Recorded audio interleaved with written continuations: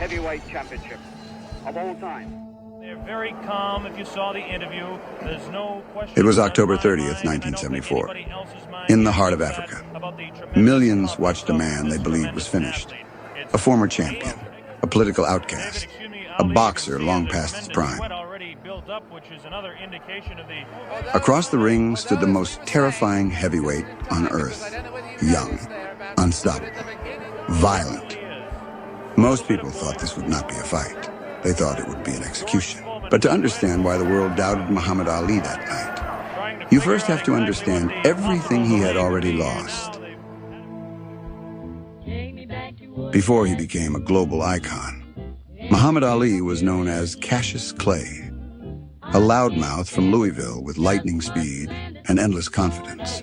He predicted rounds, mocked opponents, and moved with a style the heavyweight division had never seen before.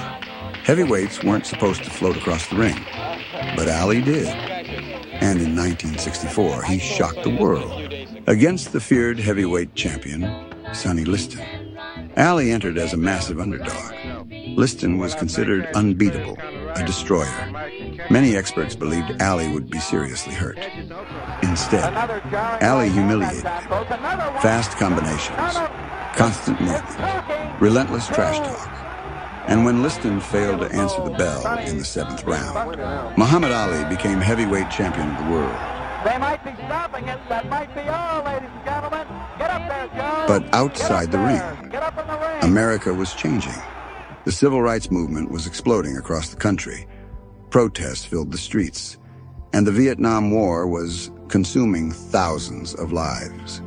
Then Ali made a decision that would change his career forever. I will say here boldly now on television, no, I will not go 10,000 miles from here to help murder and kill. Times when a man refuses because of religious beliefs to go into the service and wear a uniform. He refused military induction into the Vietnam War. The backlash was immediate. To many Americans, Ali became a villain overnight. He was called a traitor, a coward, an enemy of his country, and at the peak of his athletic prime, everything was taken away. His heavyweight title, his boxing license, his passport. Just like that. The most famous fighter in the world was banned from boxing for more than 3 years. Muhammad Ali could not fight. No title defenses, no paydays, no spotlight. While other heavyweights built their careers, Ali sat on the sidelines. And for a boxer whose greatest weapon was speed, those lost years were devastating. By the time he finally returned to the ring in 1970, many believed the old Ali was gone forever. He could still talk, still entertain, still draw massive crowds, but something had changed. The movement wasn't as effortless, the reflexes weren't as sharp, and the division he once ruled had become far more dangerous. A new generation of heavyweights had arrived, none more terrifying than George Foreman. Foreman wasn't just winning, he was destroying people, knocking out elite fighters with frightening ease, including the one man Ali could never truly dominate, Joe Frazier. And when Foreman crushed Frazier in 2 rounds, the boxing world came to one conclusion.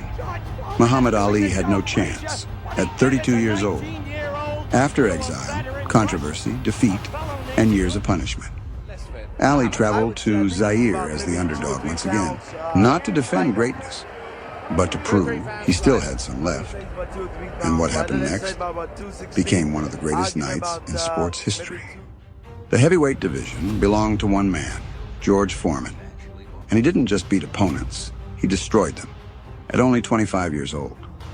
Foreman looked unbeatable, massive power, relentless pressure, and a terrifying calmness inside the ring. Unlike Ali, Foreman barely talked. He didn't need to. His punches spoke loudly enough. Then came the fight that shocked the boxing world.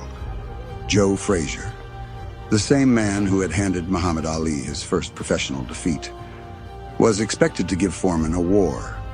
Instead, Foreman annihilated him. 6 knockdowns, 2 rounds, complete destruction. The image of Frazier being thrown across the ring became one of the most frightening moments in heavyweight history. And suddenly, George Foreman no longer looked human. He looked invincible. Then he did it again. Ken Norton had already proven he could hurt Ali. Norton had broken Ali's jaw, bullied him physically, and pushed him to the limit. Many believed Norton was the future of the division. Foreman crushed him in 2 rounds. That changed everything.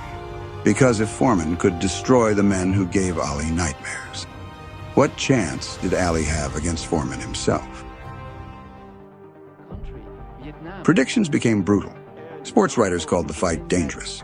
Some feared Ali would be seriously injured. Others believed he was too old, too slow, and too damaged after years of war inside the ring. To them, this wasn't a comeback story. It was the end of one.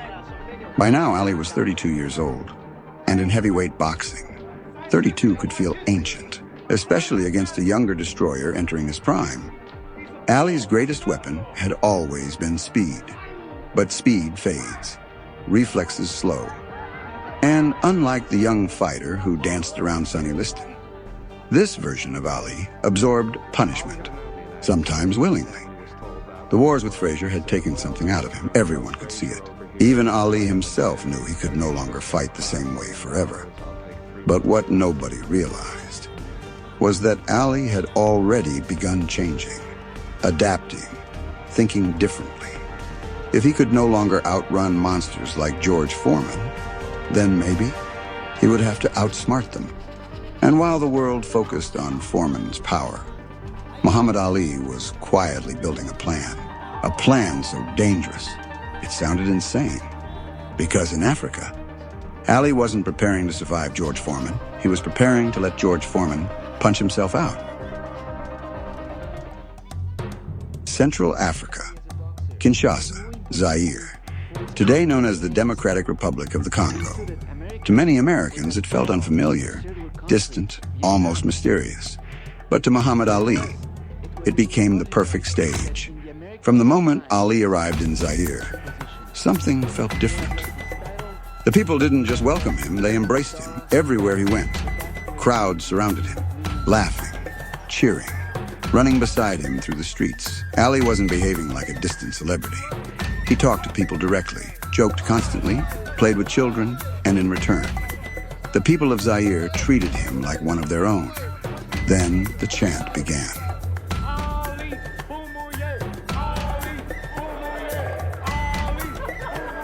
Day after day, the streets echoed with it. Translated from Lingala, it meant, Ali, kill him. The chant became the heartbeat of the entire event. But while Ali energized the country, George Foreman remained isolated. Foreman wasn't cruel. He simply wasn't naturally charismatic, quiet, serious, intimidating, the exact opposite of Ali. And unintentionally, he began losing the psychological battle before the fight had even started. Even Foreman's German Shepherd created tension. To many locals, the image reminded them of colonial police forces and oppression. Meanwhile, Ali smiled for cameras, danced in the streets, and turned the entire atmosphere into his own stage. But beneath the jokes and laughter, Ali understood the danger waiting for him. Because once the bell rang, none of the chants would matter. George Foreman was still the most terrifying heavyweight on Earth, a man who had destroyed elite fighters in only a few rounds. And Ali knew. If he fought Foreman the same way he fought years earlier, he would lose, possibly badly. So while the world watched the spectacle, Ali was studying, watching Foreman carefully. The way he punched, the way he moved, the way he exhausted himself throwing power shots. Ali understood something most people overlooked. Foreman had never been forced into deep waters. Most opponents collapsed before the later rounds ever arrived. But what would happen if someone survived? Then reporters noticed something strange. Ali kept leaning back against the ropes during training. Again and again. and again. To spectators, it looked reckless, even insane. Why would anyone willingly trap themselves against George Foreman? But Ali wasn't preparing to run. He was preparing to endure, to absorb punishment, to let Foreman spend his energy trying to destroy him. It was a gamble so dangerous. Almost nobody understood it. And in a fight where one punch could change history forever, Muhammad Ali was betting everything on it. Joe Frazier was puffy, so puffy, Ken Norton, both his eyes was almost closed. I beat him man to death. I'll bruise up George Foreman. If I don't knock him out, I'll cut him up.